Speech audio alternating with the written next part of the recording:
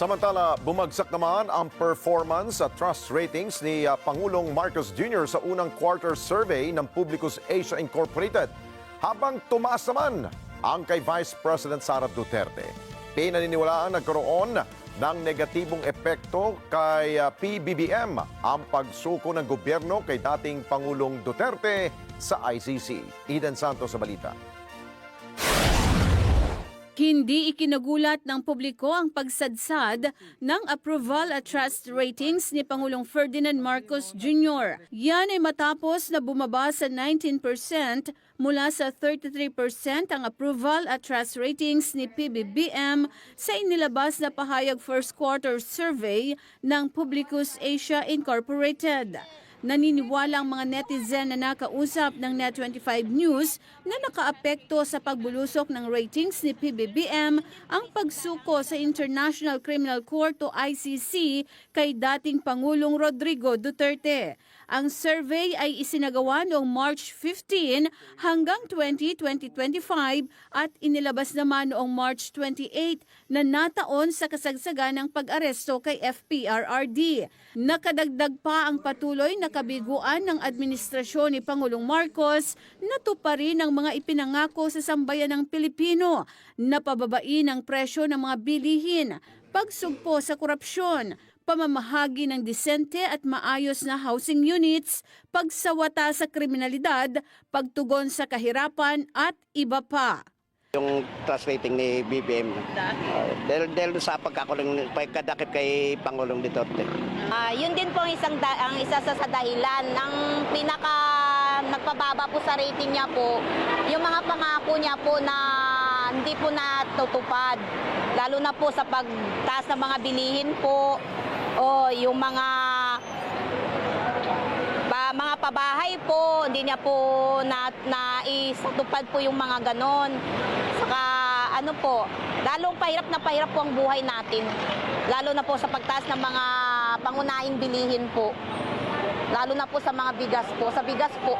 Kaya ang bumaba ang niyang rating ni BBM, ginawa niya sa PhilHealth, kinuha niya lahat. Kinuha niya ang isis, pira na sa bayan. Paano na kung magkasakit kami? Wala na pira ng mga anak ko sa PhilHealth, kinuha ni BBM, kailangan ibalik niyan. Alam mo na kay BBM, maraming anomalya eh. Kaya yun siguro yung dahilan kaya bumaba yung ratings niya. Sa akin, sa palagay ko, hindi. Kasi hindi pa napapatunayan na siya yung nagpadala sa Netherlands. Diba? Ang tingin ko, merong ibang dahilan. Politika, parang gano'n. Naging positibo naman ang epekto kay Vice President Sara Duterte ng ICC arrest sa kanyang ama.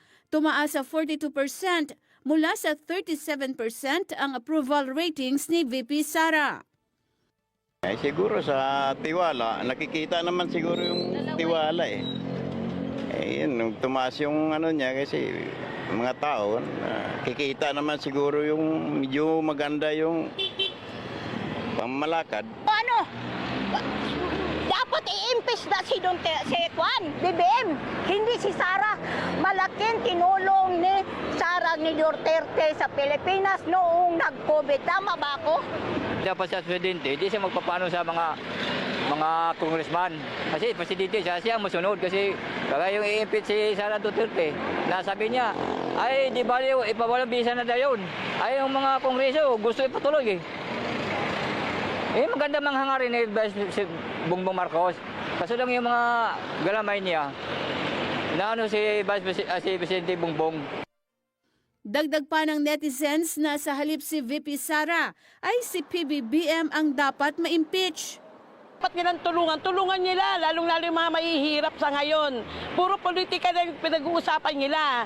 Ang kahirapan ng mga mahihirap, hindi naman dapat nila baliwalain. Yan lang dapat sana isikasuhin nila. Kasi marami na nagugutom eh. Yung mga mababa ang sahod, ganun. Kung marami ka pang pamilya, mga anak, wala. Wala pang komento ang Malacanang sa pagbaba ng approval at trust ratings ng Pangulo. Eden Santos para sa Mata ng Agila. matatag, matapang, matapat.